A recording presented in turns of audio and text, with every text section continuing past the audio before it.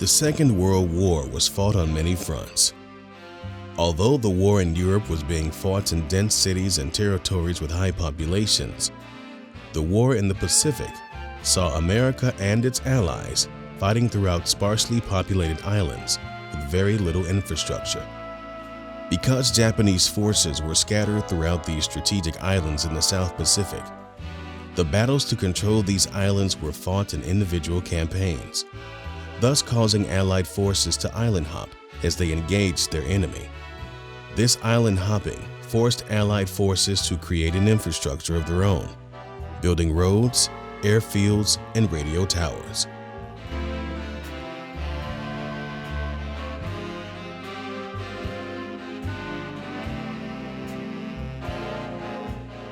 Well, there were 5 of us who were in the same category, and one of the 5 got the idea, why don't we all enlist in one place, and at least we'll have some time together in our initial entrance into service. I thought that sounded like a pretty good idea, so as a result, all 5 of us went up to the Navy enlistment office, and we all 5 enlisted. And we did stay together. We went to Great Lakes Naval Training Center for our boot camp, and we all stayed together. We were all together. The uniform didn't fit.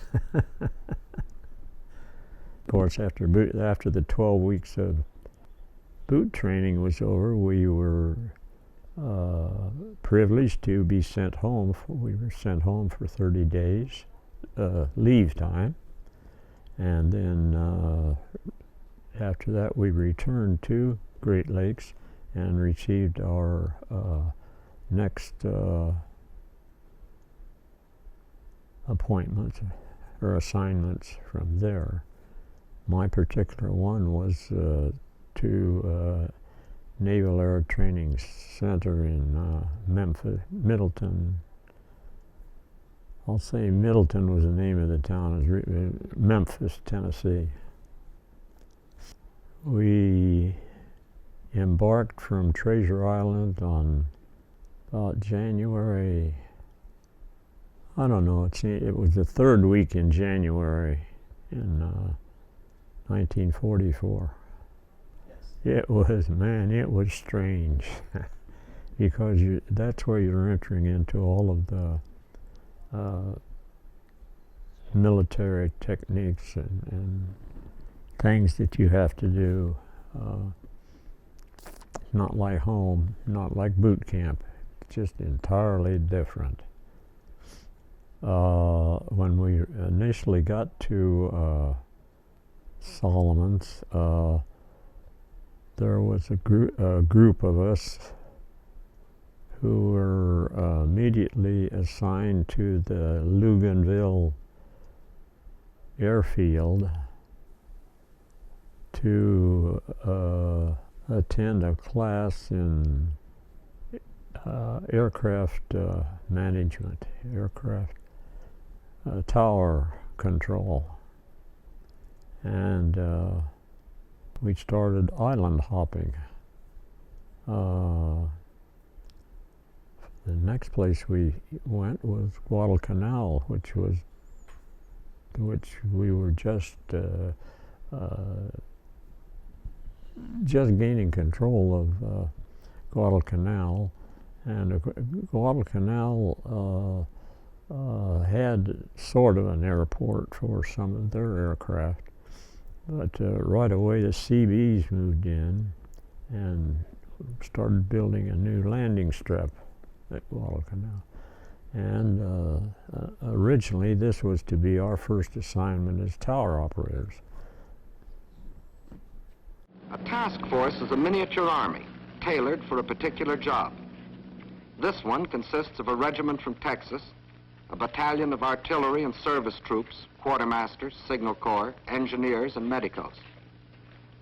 They know what this staging area means, a jumping off place for something big.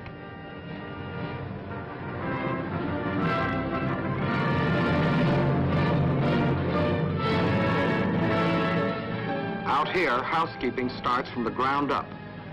You pick yourself a place and start chopping. It used to be hard work mowing the lawn on Sunday afternoons. Try mowing kunai grass with a machete. Meantime, a couple of 100 miles to the north, the second task force marches into their staging area to prepare for their part in the operations. These men have seen something of jungle fighting. They're Marines, and they cut their teeth on Guadalcanal.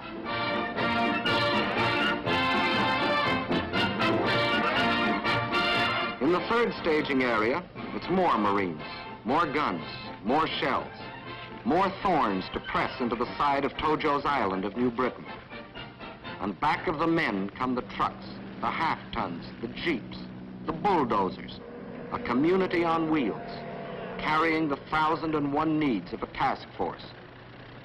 Food for bellies and gun barrels, canvas for cover, wires for communication, the tools of a jungle army. When the lot is cleared, you stretch out your house. It doesn't take long. Just fasten the ceiling, get under the center pole, and hoist. And leave plenty of slack on those ropes. The first rain will do the tightening. Nudging out elbow room in this wilderness and getting your stuff across swamps and streams is pretty rugged. But it's good practice for jungle warfare.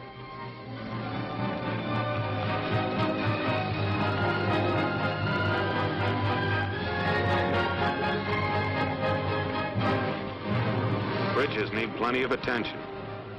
Mountain rains can swell these streams to torrents that can drown the truck. And transportation is important out here. I never saw combat at all. We were aviation radio men, and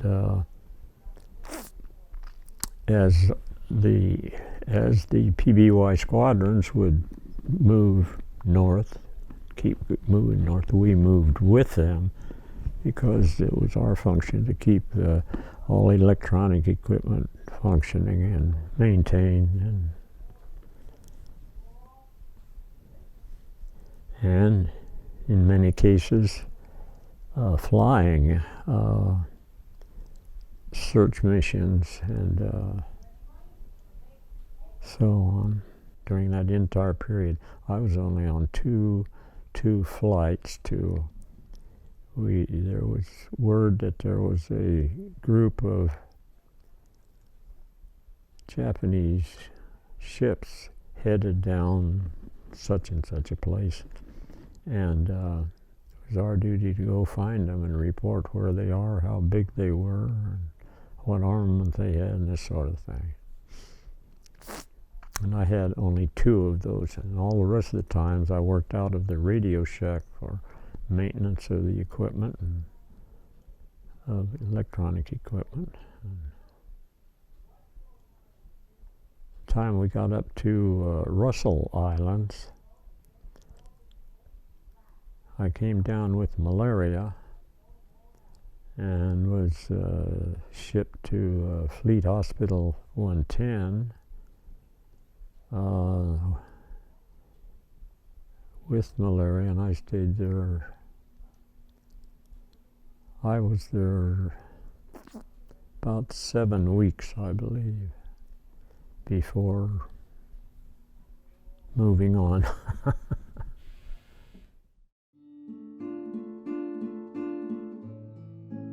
Originally referred to by military brass as rum and coke soldiers, members of Puerto Rico's 65th Infantry proudly served the United States in the Korean War, leaving behind the tropical island paradise for the harsh and cold climate of the Korean Peninsula. The story of the 65th Infantry Regiment during the Korean War has often been described as one of pride, courage, heartbreak, and redemption. The 65th Regiment fought as a segregated unit from 1950 to 1952 and participated in some of the fiercest battles of the Korean War. The toughness, courage, and loyalty displayed by the Buccaneers earned the 65th Regiment the admiration of many who had previously harbored reservations about Puerto Rican soldiers. Brigadier General William Harris, who served as the commander of the 65th Infantry Regiment during the early stages of the war, was originally reluctant to take the position due to prejudice amongst the rum and coke soldiers.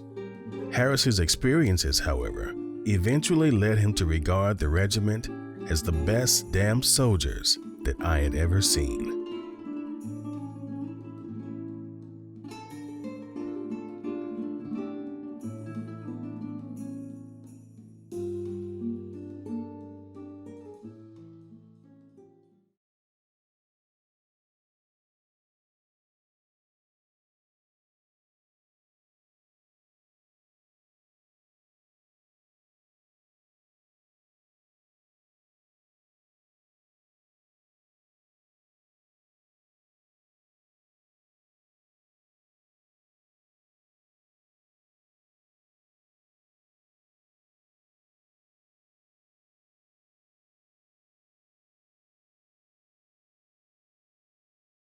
Estaba trabajando cuando me gradué.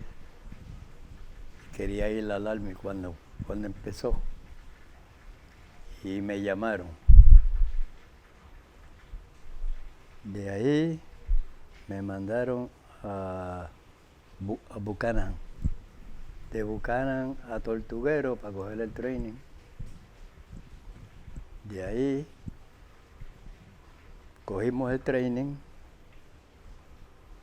Me mandaron para Field porque ya estaban sacando los primeros que iban a pelear. Ahí me dejaron. Estuve en Field 6 meses. Y nos mandaron también entonces para Corea. Éramos 3 hermanos. A uno lo hirieron y a otro lo mataron.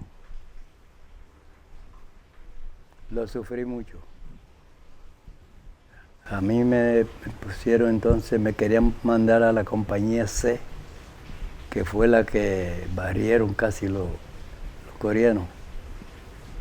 Y mi hermano estaba en la compañía C. El sargento Bermúdez, que me acuerdo, me dijo: tu hermano está allá porque tú quieres irte para allá. Quiero estar con él. Éramos hermanos de padre. Mi otro hermano lo habían herido y lo mandaron para Puerto Rico. Y de ahí en adelante estuvimos siempre juntos. Al llegar a la colina Kelly, que empezaron mucho, la compañía C se fue casi completa. El hermano mío, cuando se fue a él, me dijo: brother, nos veremos, reza por mí. Y yo dije: seguro que sí. Al otro día por la mañana, yo estaba durmiendo y unos amigos míos estaban afuera allá cogiendo café o algo. Y se me olvida. Al yo sentir una voz que decía: cállense, que el hermano de él está ahí. Y yo me levanté y dije: ¿qué pasa? Me dijeron: lo sentimos mucho, pero tu hermano está muerto. Y de ahí me llevaron para Headquarters a estudiar algo y yo no quería. Yo quería estar allí también con ellos.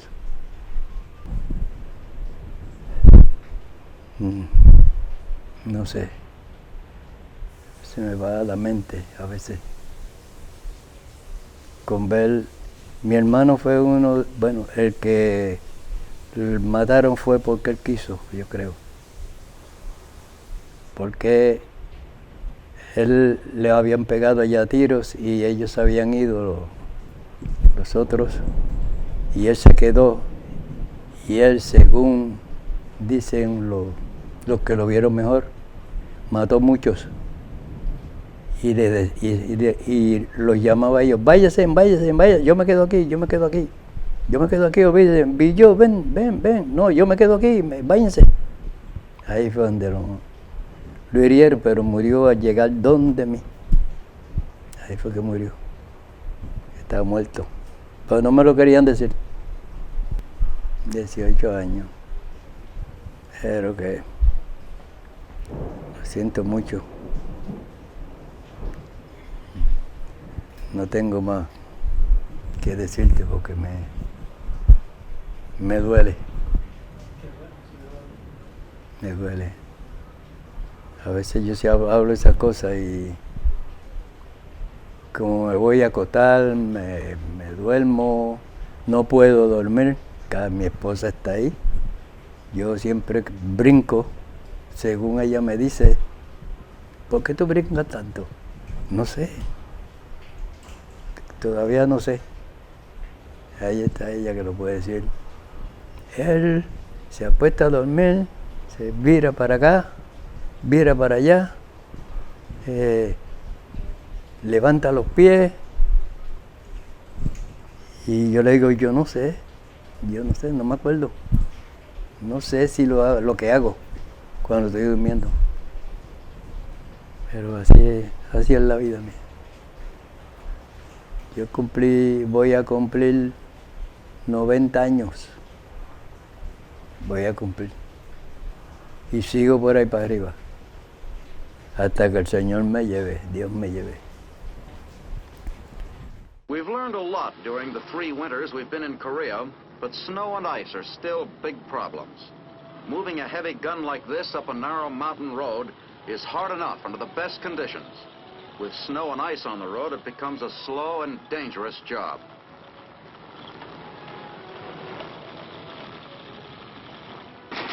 Weapons are twice as hard to maintain in the snow, but the fighting goes on as usual.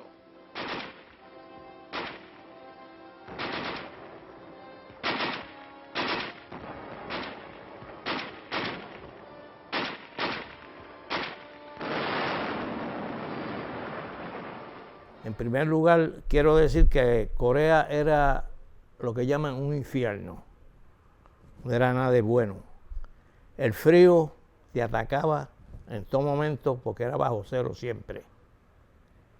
No había calor. Cuando venía el tiempo de verano, estaba en 50. Ahora imagínense cómo puede ser. La idea de yo ingresar en el ejército, en el Army, fue que mis padres eran pobres. Era una familia un poquito amplia y no había suficiente dinero para mantenerlos a todos. Entonces yo me propuse entrar al Army para poderlo ayudar a ellos. Bueno, por primera vez cuando ingresé en el ejército, para el 1950, el 27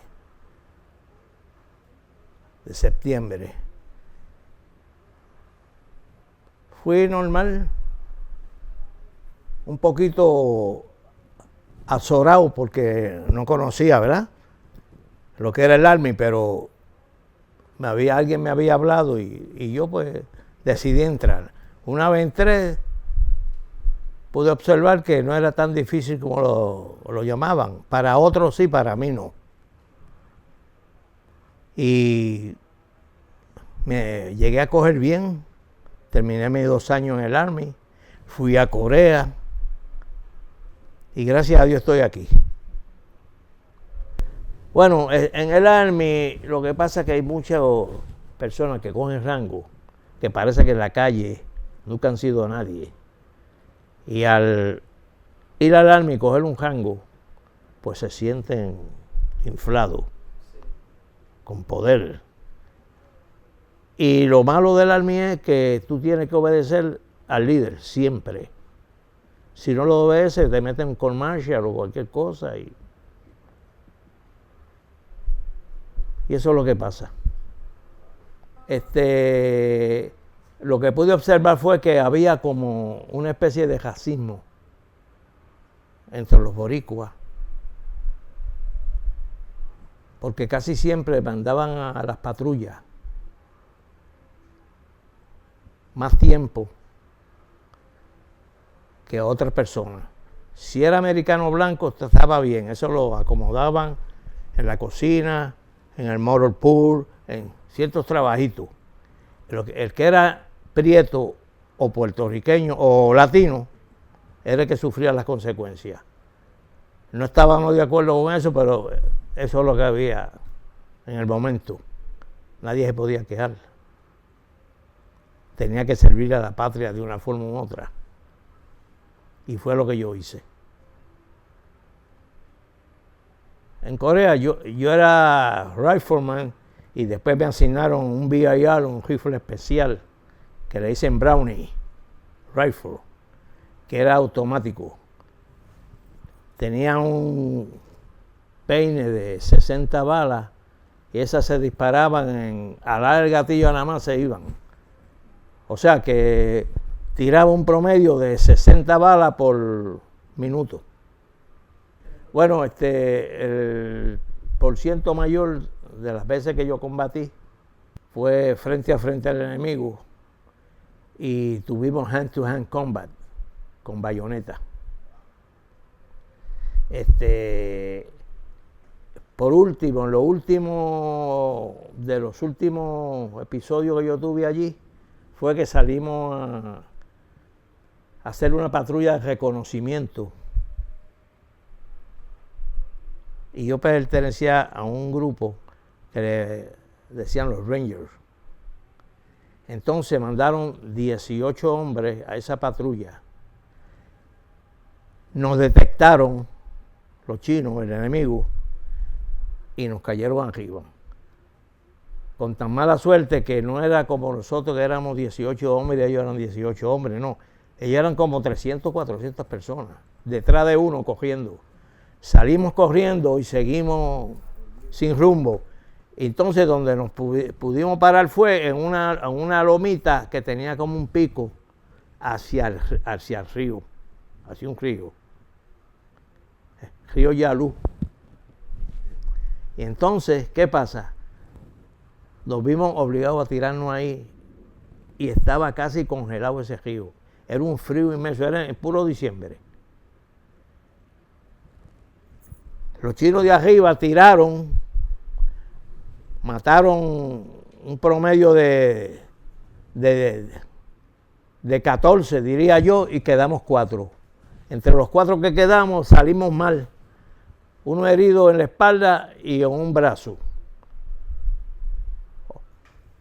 Otro herido en el estómago y en la espalda también. El otro fue herido en la cintura, no me acuerdo en qué sitio, pero yo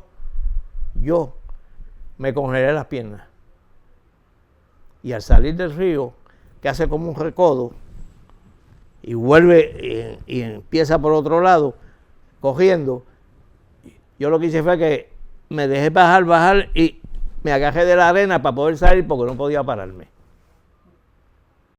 Uno de los muchachos, de los compañeros, tenía un radio y entonces pudo llamar y fue el helicóptero quien nos recogió. Si no, hubiésemos sido presa del enemigo. En Corea perdí un sinnúmero de amigos bastante grande y en ese último evento perdí 14 amigos de los que salieron con nosotros. Éramos 18, regresamos 4.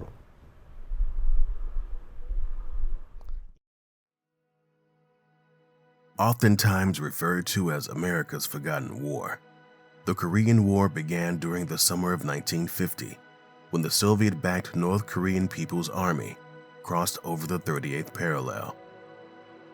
This boundary line separated the Communist Democratic People's Republic of Korea to the north and the pro-Western Republic of Korea to the south. The United States entered the conflict on behalf of its allies in the South Korean peninsula. Although the Korean War was a relatively short conflict, nearly 40,000 Americans died in action during 3 years of fighting, with another 100,000 who were wounded.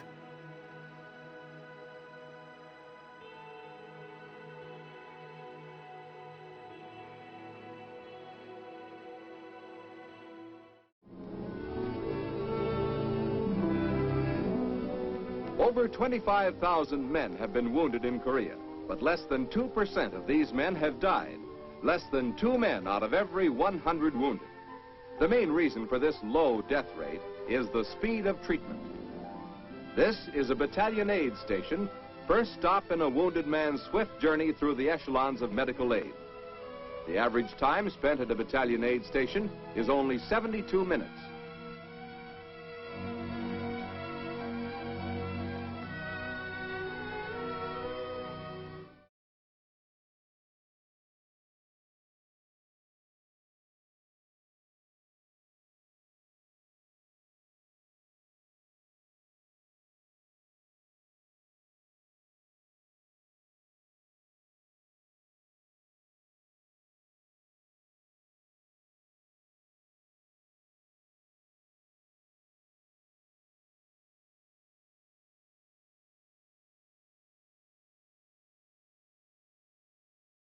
My name's Howard Hartley Jr. Was drafted in 1950 to the U.S. Army in Korea. Spent several months there. I became they sent me to medical school, and I became a combat medic. My rank at the time I was there was a sergeant. When I reported to the initial MASH unit where I was assigned, I became a sergeant that day. The colonel came out to greet us. There was several of us there going to that particular MASH unit, and some of the others I was in school with for 6 weeks. Went to the other MASH unit, and the colonel come out and gave us a spiel about what had been going on and why they needed us. As it turns out, and he talked about the rigors of the war itself, and he says, I'm going to give you a command to protect you. Says, you do not have to accept any order from anyone except me. So if some officer tries to tell you to do something stupid, you're not required to do it. You're on your own the whole time you're assigned to the units. And he got finished with all this, and he started back to the operating room there at the MASH unit, and he stopped and he turned back and he says, by the way, you can use that word at your discretion. He says, the average lifespan of a medic in combat is 7 minutes.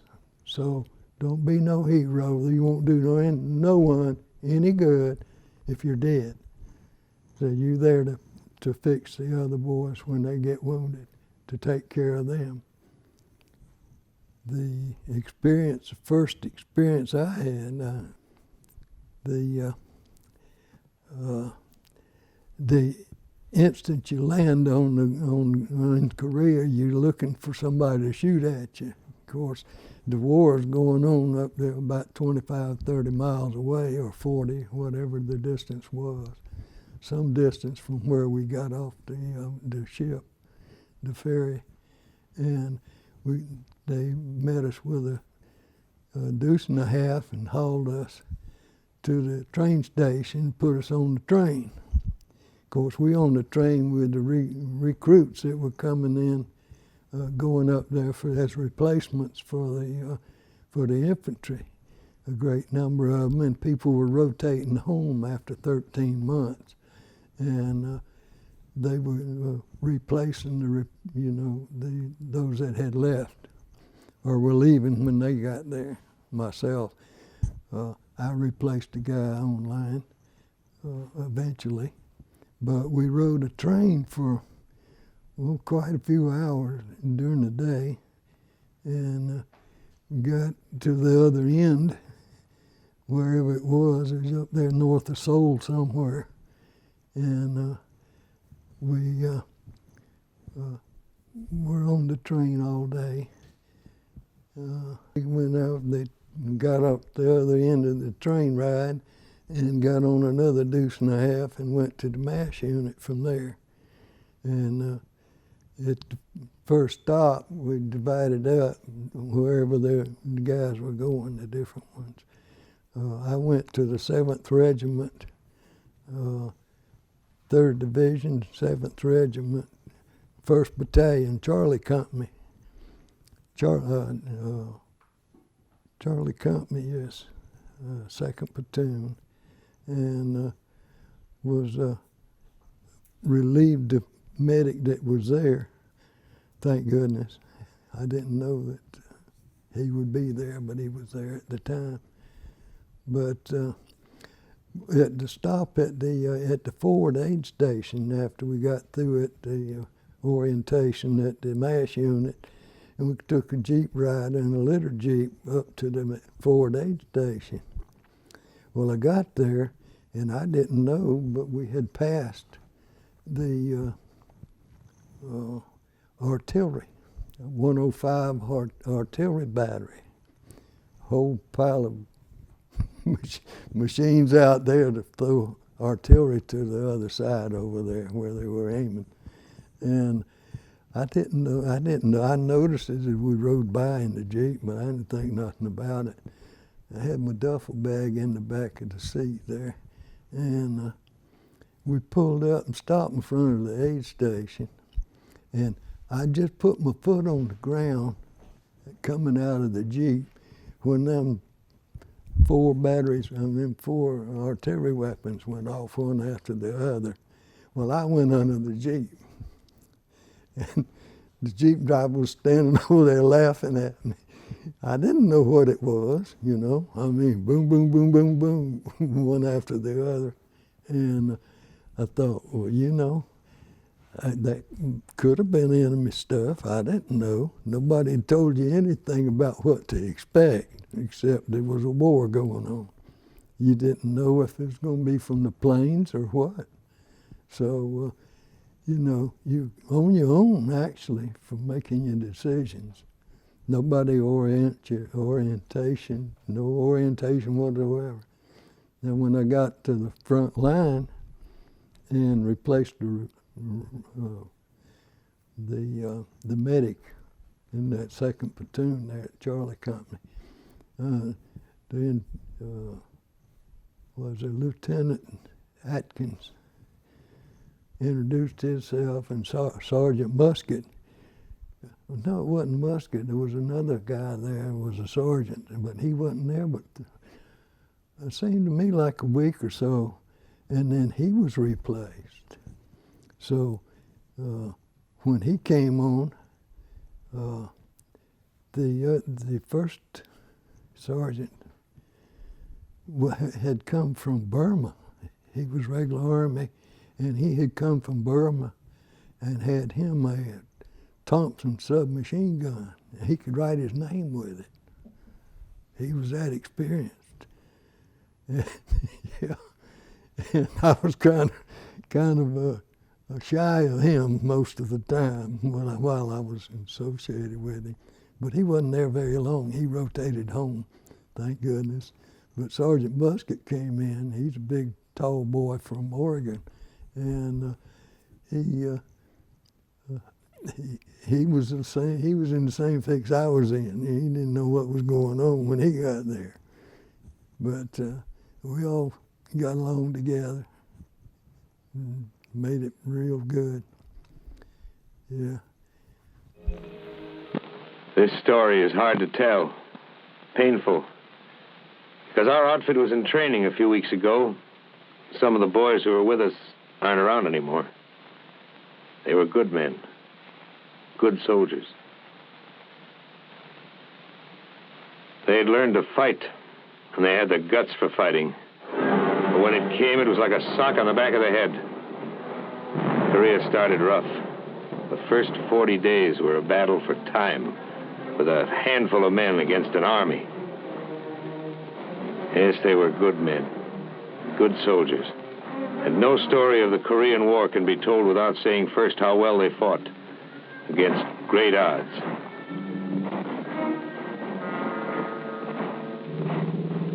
In the beginning, there were only a couple of companies from the 24th Division.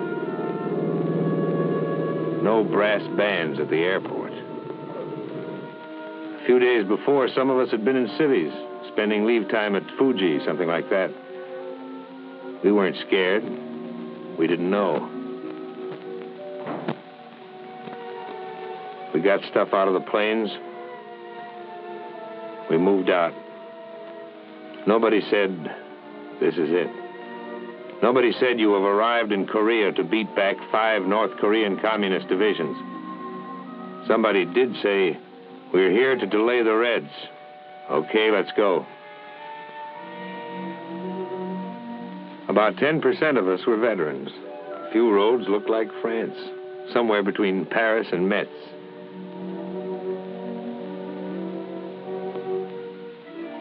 Mostly the soldiers were young, no battle experience.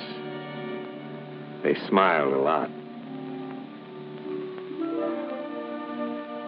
They made the whole lot of us look like good-natured Yanks, glad to see a new town. Now, some of these boys enlisted to travel. But whoever sees travel posters about Korea, relax, come to the land of the morning calm.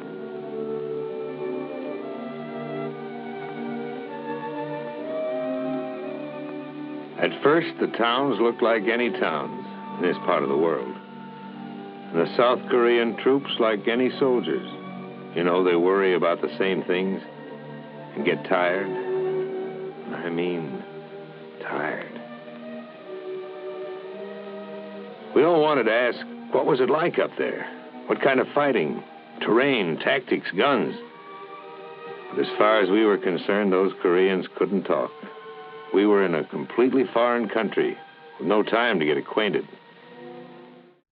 Well, they wake you up at 2 o'clock in the morning and said, "We're going to war, come on." In essence, you know, we walked along there, we're following. I'm on the tail end because anybody that's in front of me said to get shot.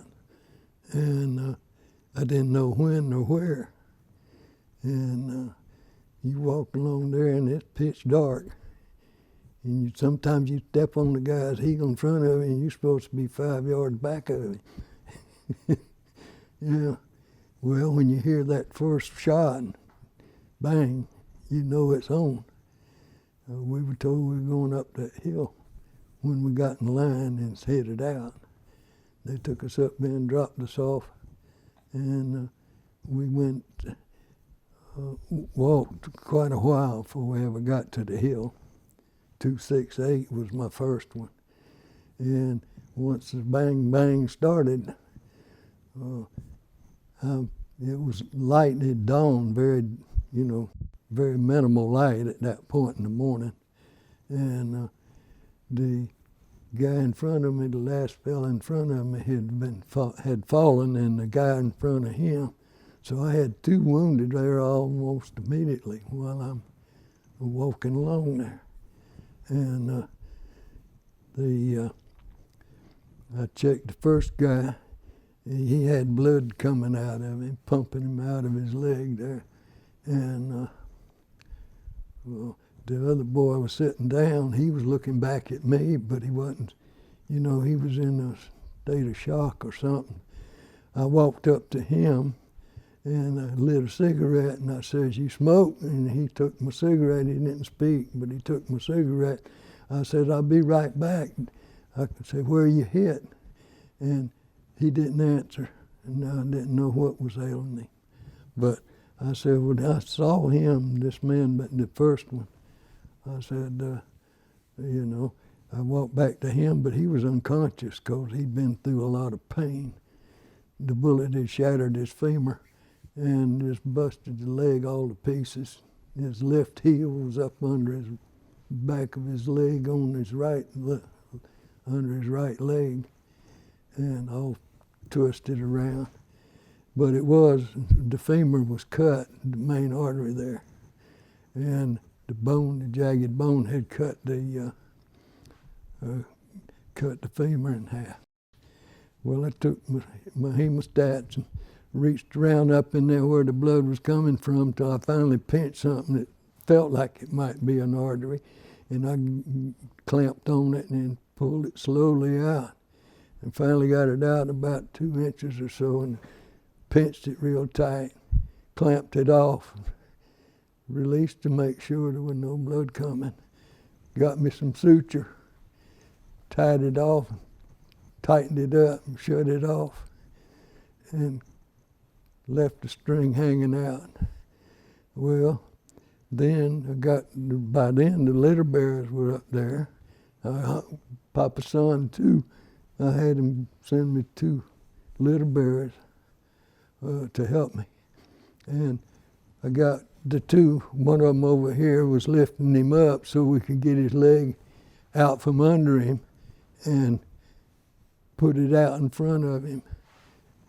And I took 2 stomach bandages, the big ones, 12 inch, put one underneath and one on top, and taped them, and emptied his rifle, put the butt of it on his thigh, and pulled it out, started wrapping gauze around it to make a splint. Got him ready, got him on the litter. We put him on the litter, and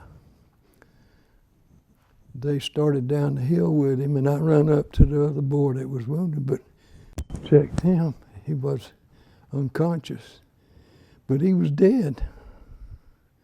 He died from the time I went up there and back. He was dead.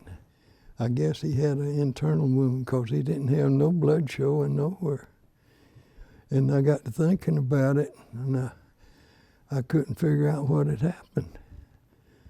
You know, it just amazed me what was going on. Well, I checked him 3 times, put my hand over his face so I could get in his face to see if he was breathing at all. No activity whatsoever. So I said, well, he's dead, to myself. I said, he's dead.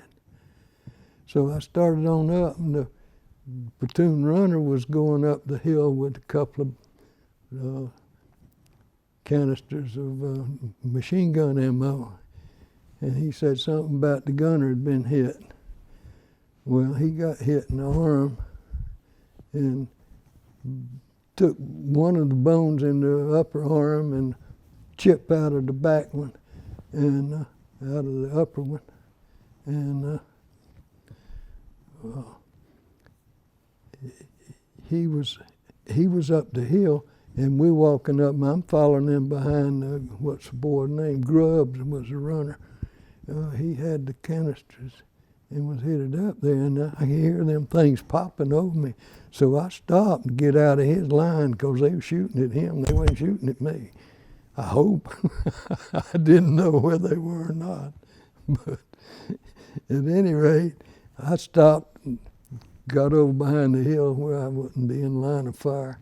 And I waited a few minutes until he got on up the hill. And then I got up and went up there. But yeah, quite an experience for a morning for a Florida boy. And didn't think nothing about it till that night. Yeah, later on, I talked to the doctor that same day that all that occurred. Before I went to get assigned a position, I ran down to the doctor, let him look at my ear. I was already on my uniform there, and he put a butterfly bandage on it and said, "That's mighty close, Jack." I said, "Yeah, I'm glad he didn't have good eyesight." I thought, you know, that's about, after I got to thinking about it later on, after I'd been up there a couple of weeks, and we had been through the battle, the first battle on 268, Hill 268, and I got to thinking that evening, you know, that bullet that went through my ear, took a little piece off of my ear.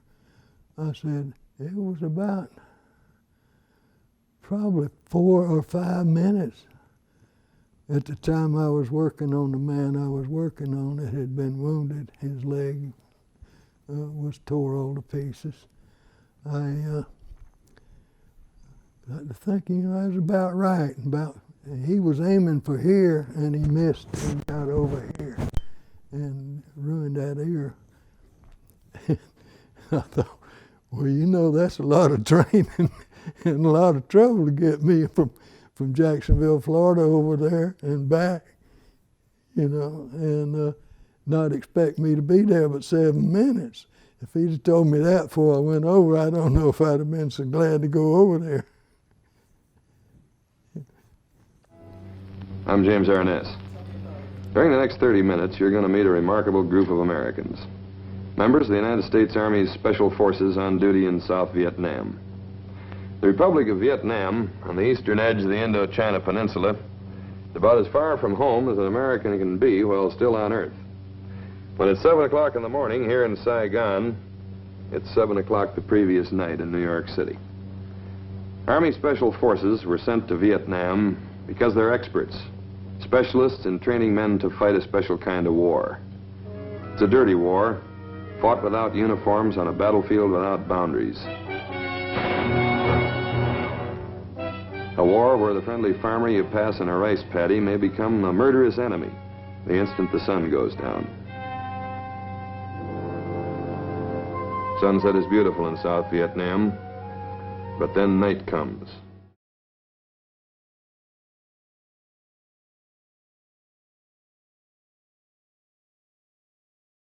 Hi, I'm Phil Loringer. I'm a retired Army warrant officer. Served between 1968 and retired in 1991. I'm a naturalized American citizen, originally born in France. Came over to the United States in 1950 with my parents. Had to learn English all over again since I only spoke French. Went to school in Georgia and then moved into Middletown, Connecticut. Anyway, my dad was in the Army, career Army guy, different kind of Army in his time. He was responsible for firing missiles from the ground into what was going to be the Soviet nuclear war. So he was stationed in Middletown, Connecticut, in one of the Nike Herc sites. Now, the reason I enlisted was I wasn't doing very good in school. The military looked like an option.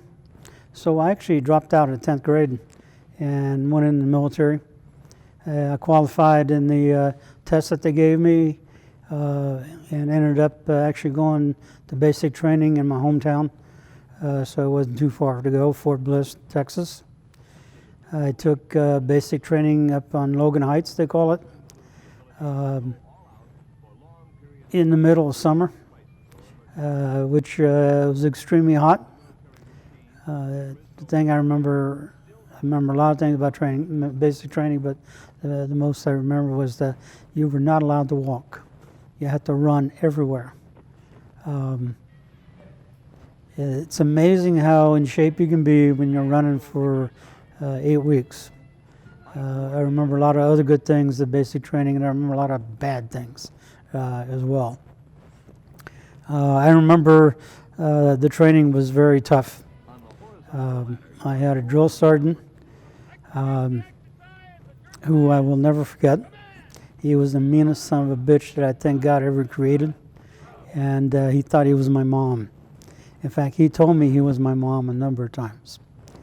I remember just having mild infractions and in the middle of the night having to carry my foot locker around the quad. I remember low crawling through very hot sand. I remember getting the crap knocked out of me in Pogo-Sick training. And I also remember graduating and feeling very proud that I made it through. Standing in parade, my uniform, and my one little ribbon, National Defense ribbon, and waiting to go to my next assignment. So that was probably one of the biggest achievements in my life, It had a purpose, it had a goal, and I accomplished that, which is not the way I had basically been raised, or the way I went to school, or did much of anything as a civilian. I was initially out of basic training in AIT, sent to Germany. I was assigned to a unit that operated Hitler's underground train system. It was an underground hospital, and the U.S. military took it over, so I was part of that. That was great resort duty is what it was, but it didn't seem like I was paying back for the country that I was still an immigrant in. Legal immigrant, mind you, but still an immigrant. So I volunteered for Vietnam. They sent me home for 30 days on leave. 2 days before I left home, El Paso, Texas, I reported to a judge downtown. He swore me in as an American citizen, and from that point forward, I was an American citizen 2 days before I hit Vietnam.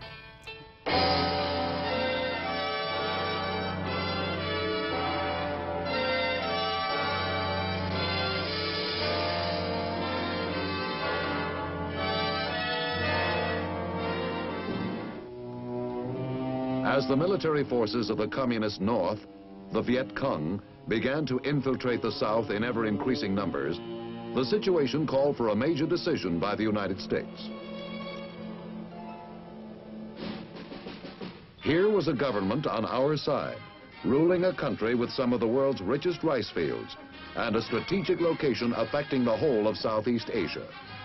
What began as a revolution for national independence had been converted into another battlefield of the Cold War through the coercive terror and false promises of communism.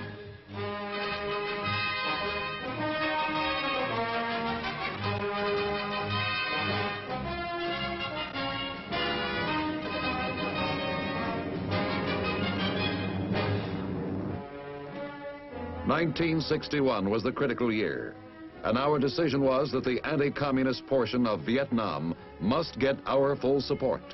And so we came to Vietnam, Americans from the Army, the Air Force, the Navy,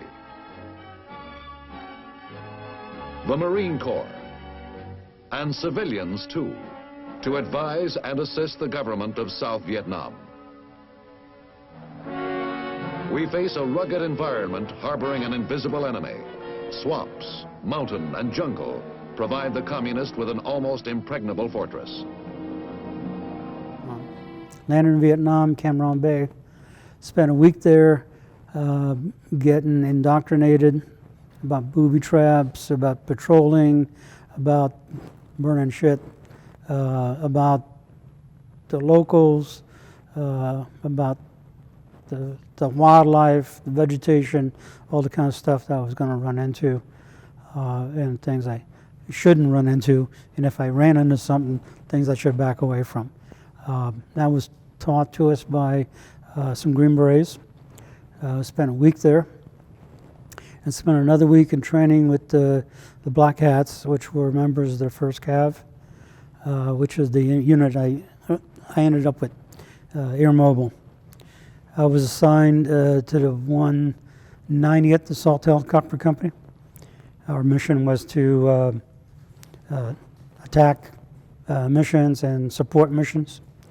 I delivered milk at times to leper colonies, and I flew missions and protected LZs and that sort of thing. I was there 1970 to 1971. Vietnam known for Tet of 68. What they're not well known is Tet of 70, which was almost as bad, but never got the publicity that Tet 68 did. We lost in 1970-71 almost as many men to casualties than we did the 4 previous years combined. That's how heavy it was. We had better intel than my brothers that were there before, and we knew where NVA headquarters were, we knew where battalions were, we knew what avenues of march they had, and we were able to interdict and interface with them. Their casualties went up, but unfortunately so did ours. I have a letter addressed to all personnel of this command from the commanding general. During our tour in the Republic of Vietnam, we have all seen what communism can do to a struggling nation in our world community. It is therefore most important that we conduct our affairs with the people of the Republic of Vietnam in a manner that will show the Vietnamese citizen that we are his friends and that we are here to assist him in the improvement as well as the security of his country. It is then with great pride that I note the fine work done by the soldiers of this command during the recent operation. It is with pleasure that I say, a job well done. These men have just emerged from many long days of combat, during which they faced and fought the Viet Cong, drove him from areas which he had heretofore controlled, opened roads for travel which he had dominated, and thereby contributed substantially to the turning of the tide in Vietnam. Yet it is not for their military accomplishments alone, important though they are, that they are commended by their commander. It is for other activities, more subtle, less easy to grasp and define, yet every bit as indispensable to the final decision in the war that is being fought in Vietnam today. This is the story of the fighting man and his unit in Vietnam, defending against aggression. But more than that, this is the story of their special task, helping to build a nation at the grassroots level, among the people, in the villages. This is the battleground in Vietnam, the varied and changing face of the land.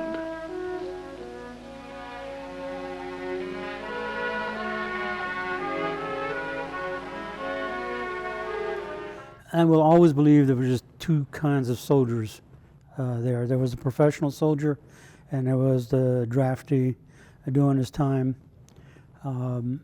Generally not too happy about it, and generally not too willing to put his best foot forward. I think I understand that, but I don't, because at the end of the day, every place that I was in the combat area, which was everywhere in Vietnam, there was no non-combat areas, you have brothers, okay, who relied on you. In fact, we used to have a fighting position called Depew fighting position, which is a position you see on the left and right, but you don't see on the front. Your next door neighbor sees your front. You see his front. So kind of important, the brotherhood of keeping each other safe be there. In a lot of cases, when the bullets started flying, brotherhood was there. Very few of us were fighting at that time to stop communism on the battlefield. We were fighting to protect our brothers to the left and right of us. That's just the way it was. But when the bullets weren't flying, you know, we used to say we get hours of boredom and minutes of terror. When the bullets weren't flying, that was segregation. There was segregation of the draftees and the guys who volunteered, or they called us lifers for regular Army guys, and didn't socialize very well. But again, when the bullets started flying, it was like that went away. There was also cultural cliques, okay? And history doesn't like to talk about this, but it's absolutely true. There was a very strong feeling that the African Americans were predominantly drafted and predominantly put in combat MOSs. You know, I don't know, because I've never seen the big picture.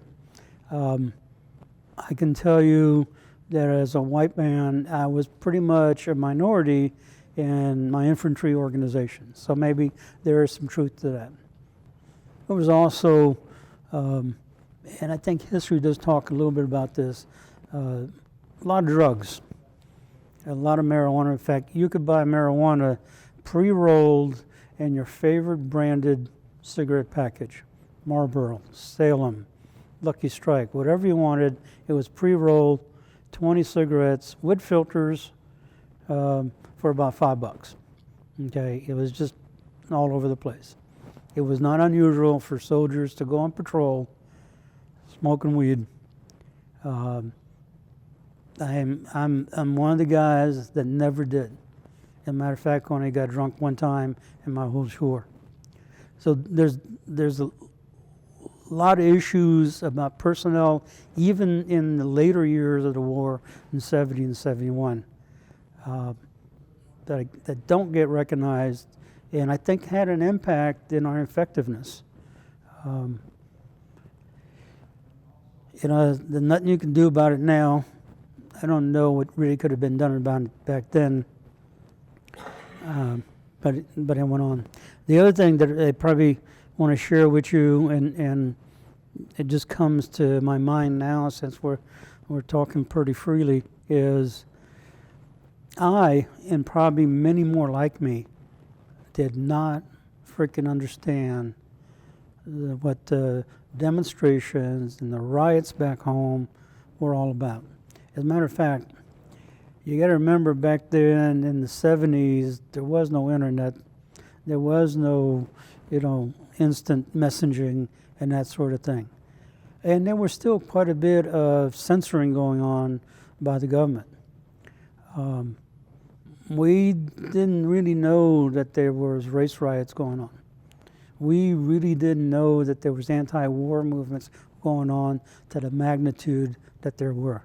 That was pretty well sheltered for it. Hence, I think, when we separated, got our new uniforms, our beer and our steak, and we walked out to the airport, the shock we had on the way we were treated, because we weren't prepared or briefed what the American people felt about the war in Vietnam and us fighting the war in Vietnam. So it was a big shock. It was a big shock to me. To the point was, as we processed through San Diego, where I did, got rid of all our old fatigues and underwear and all that sort of thing, got all freshed up and haircuts and showers and a good meal and steak and etc. New uniform, all our medals, and then boom, out we went to the flights with our vouchers and so forth.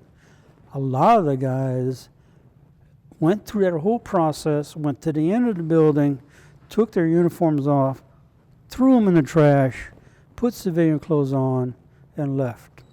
Obviously, those guys knew more about what the American people felt about us and didn't want to deal with it. I didn't know. It didn't make a difference to me. I was very proud of what I did. I was very proud of my awards, very proud of my uniform, and I wore it through the planes. I wore it back home, and I knocked on the door when I went home and said, "Hi, Mom, I'm home."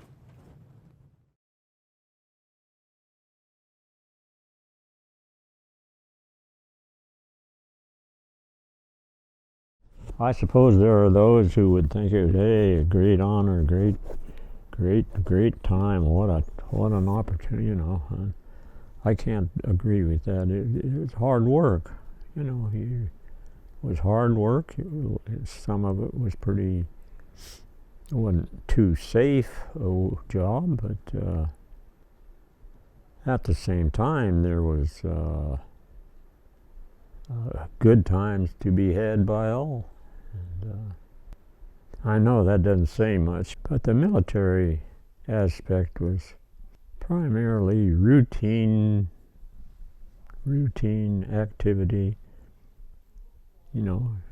Some plane comes in and it's radar's out. You go fix the radar and go back to the shack and have a Coke or something. And wait till the next plane requiring service comes in. El ser veterano es un privilegio. Y yo siempre he dicho que uno tiene que estar orgulloso de haber defendido la patria y la gente de uno. Para mí es un honor. Lo que sí sigo diciendo es que a veces en la administración de veteranos no valoran el esfuerzo que hace el veterano. Parece que es cuestión de que en veteranos los orienten a los que entrevistan los veteranos o tienen que bregar directamente con el veterano, porque a veces el trato no es bueno. Hay unos que son personas decentes, personas íntegras, personas buenas, pero hay otros que no le importa nada. Ahora lo veo diferente, ahora la cosa ha cambiado. Ahora le dan un poquito más de, como yo digo yo, de que aceptan el veterano. Porque antes decía, yo soy veterano y estoy cogiendo una pensión de 300, 400 pesos y lo que le decían a uno era, tú estás viviendo del gobierno, como si uno no hubiese hecho nada.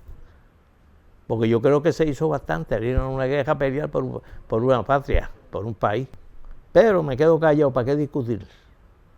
There was a time I wanted to get it out of my mind, but there's no losing it. You know, there's absolutely no losing it. You see somebody laying on the hill, you don't know who he is, and about yay much, 3 or 4 inch circle going off the side of his head and his brain hanging out. You won't never forget that, believe me. Never. And some of the other stuff that took place, it flashes on you. But you do your best to subdue it. I know I do. Some of them, it gets to them too bad, and it's a shame.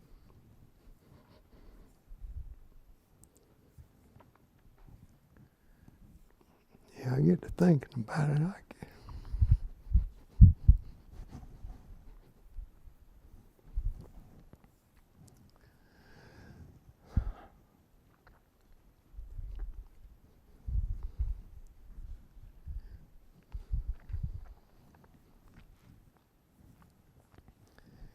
You don't ever get rid of it. There's no way to subdue it to the point that you can't recall it.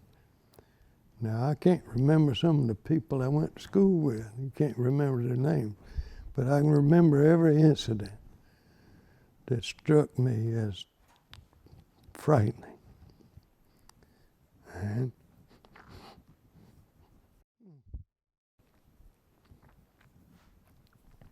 And to stop the war was the worst part. I know we lost a lot of men, but the decision to quit has started a revolution towards this country. And they're working on it every day, somebody, because we quit. We did not finish that war. They haven't finished it to this day. They're still messing with them people over there. It's wasted a lot of lives. 33,000 Americans died in that war. It's awful. En la vida hay amores que nunca pueden olvidarse, imborrables momentos que siempre guarda el corazón, porque aquellos que un día nos hizo temblar de alegría, es mentira que hoy pueda olvidarse por un nuevo amor.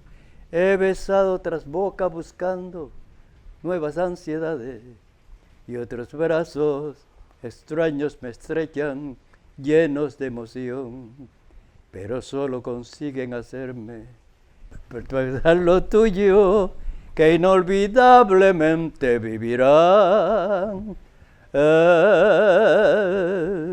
mí. ¿Te gustó?